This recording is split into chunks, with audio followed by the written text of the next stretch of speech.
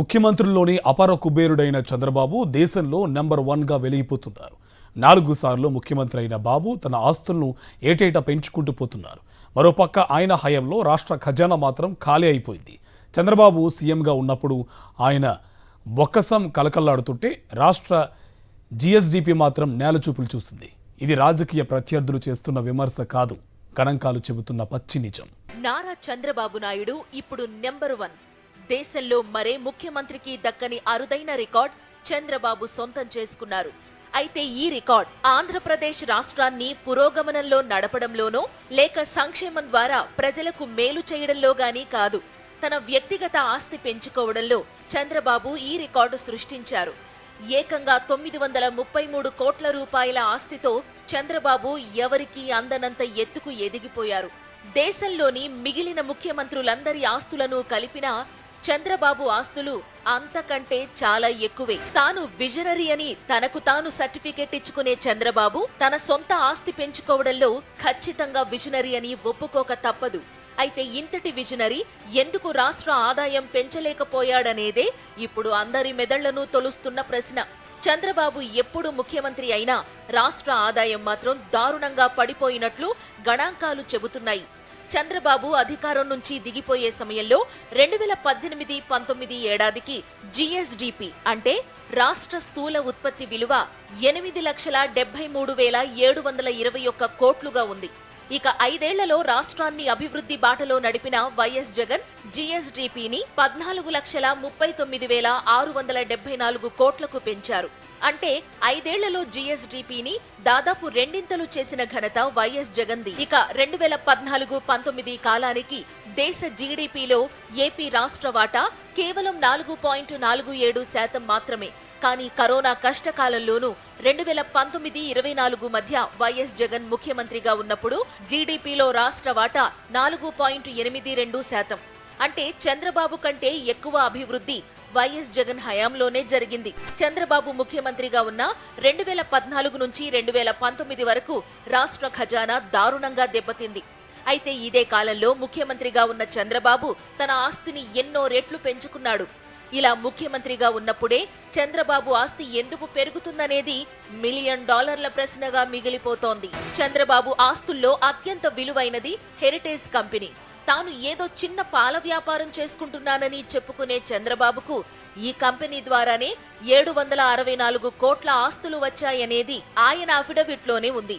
కేవలం 50 లక్షల పెట్టుబడి ద్వారా ఇంతటి ఆస్తులు సంపాదించిన చంద్రబాబు ముఖ్యమంత్రిగా ఉండి రాష్ట్రాన్ని ఎందుకు దివాళా తీయిస్తున్నారనేది మరో ప్రశ్న. చంద్రబాబు ముఖ్యమంత్రిగా ఉన్నప్పుడు రాష్ట్ర ఖజానాలో ఎప్పుడూ ద్రవ్యలోటే కనిపిస్తుంది. ఉమ్మడి ఆంధ్రప్రదేశ్ ముఖ్యమంత్రిగా చంద్రబాబు పనిచేసిన సమయంలో చూసుకుంటే 1999 నుండి 2004 వరకు వేల కోట్ల ద్రవ్యలోటు కొనసాగింది. వెన్నుపోటుతో ఎన్టీ రామారావును పదవి నుంచి దించేసి 4 ఏళ్లు ఏలిన తరువాత బీజేపీతో పొత్తు పెట్టుకుని 1999లో తొలిసారి ఎన్నికల్లో గెలిచి చంద్రబాబు సీఎం అయ్యారు. అందుబాటులో ఉన్న గణాంకాల ప్రకారం అంతకు ముందు 4 ఏళ్ల నుంచి కొనసాగుతున్న ద్రవ్యలోటు 1999-2000 ఆర్థిక సంవత్సరంలో 1,233 కోట్లుగా తేలింది. 2000-2001 ఏడాదిలో 3,595 కోట్ల లోటు ఉంటే 2001-2 ఆర్థిక సంవత్సరంలో 2,881 కోట్ల లోటుగా తేల్చారు.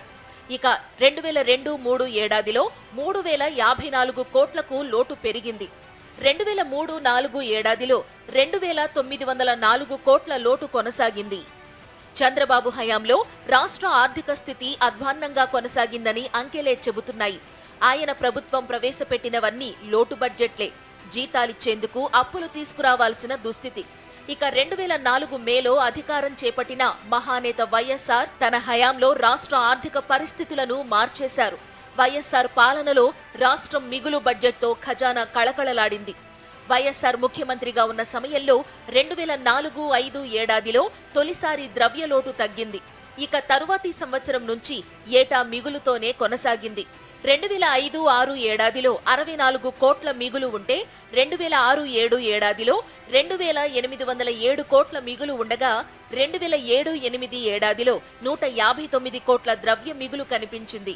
ఇక 2008-9 ఏడాదిలో 1004 కోట్లు, 2009-10 ఏడాదిలో 1230 కోట్ల మిగులు కొనసాగింది. వైఎస్ఆర్ మరణం తరువాత అటు రోసయ్య, ఇటు కిరణ్ కుమార్ రెడ్డి హయాంలోనూ రాష్ట్ర ఖజానా కళకళలాడింది.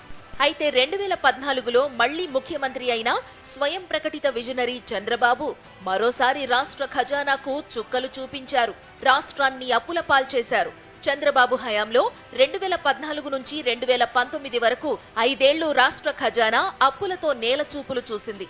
పైగా 2014-2015 ఆర్థిక సంవత్సరంలో 13,776 కోట్లకు చేరిన ద్రవ్యలోటు 2015-16 ఏడాదిలో 7,302 కోట్లుగా తేలింది. మళ్లీ 2016-17లో 17,231 కోట్లకు పెరిగిన ద్రవ్యలోటు 2017-18 ఏడాదిలో 16,151 కోట్లుగా కనిపించింది.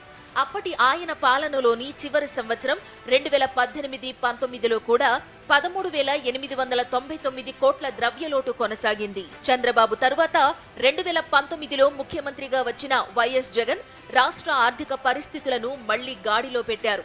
ఓవైపు కరోనా మహమ్మారి ప్రపంచాన్ని వణికించిన వైఎస్ జగన్ ప్రభుత్వం మాత్రం ఆర్థిక క్రమశిక్షణతో ప్రజలకు సంక్షేమ పథకాలందించింది. అందుకే 2019-24 వరకు రాష్ట్రం అటు జీఎస్డీపీ నుంచి ఇటు జీఎస్టీ వరకు అన్ని సూచికల్లోనూ దేశంలో నెంబర్ 1 గా నిలిచింది. చంద్రబాబు విజన్ అంటే ఇలా ఉంటుంది. ముఖ్యమంత్రిగా ఉన్న సమయంలో తన ఆస్తులను 100 కోట్లకు పెంచుకున్న చంద్రబాబు రాష్ట్ర ఖజానాను మాత్రం అధోగతి పాలు చేశారు. ఓవైపు రాష్ట్ర ఖజానాకు చిల్లులు పడుతుంటే మరోవైపు చంద్రబాబు వ్యక్తిగత ఆస్తి పెరగడం వెనుక ఏదో విలోమానుపాత సిద్ధాంతం ఉందనే చర్చ జరుగుతోంది. ఒక చోట ఆస్తులు పెరిగి మరో చోట తగ్గుతున్నాయంటే ఏం జరుగుతుందో అర్థం చేసుకోవడం అంత కష్టమేం కాదు. ఏదేమైనా నేను విజనరీ అని చెప్పుకునే చంద్రబాబు తన వ్యక్తిగత ఆస్తులను పెంచుకోవడంలో చూపించిన విజన్ అద్భుతం. అందుకే ఇప్పుడు దేశం మొత్తం ఆయనను రిచెస్ట్ సీఎం అంటూ వైరల్ చేస్తోంది.